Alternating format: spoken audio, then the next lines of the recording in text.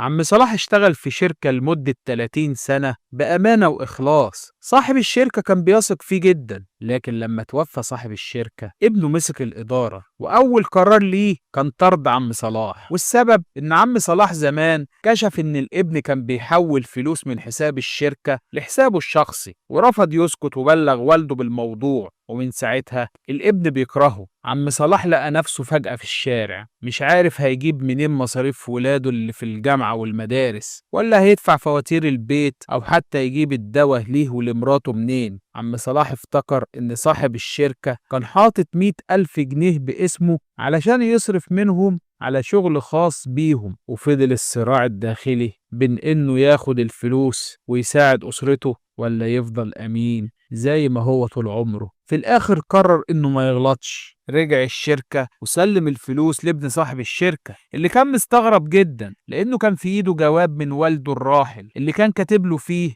ابني الغالي، أنا عارف إن أول قرار هتاخده في الشركة فصل عم صلاح، بس أنا عايز أقولك لو عم صلاح رجع لك مبلغ 100,000 جنيه تديله شيك بنفس المبلغ وترجعه الشركة تاني، علشان صعب تلاقي حد في أمانته وإخلاصه. وده أول درس أبوك هيعلمهولك بعد ما مات. الابن عينه دمعت ونفذ وصية أبوه، واعتذر لعم صلاح اللي خرج مرفوع الراس وفي إيده شيك بمبلغ محترم.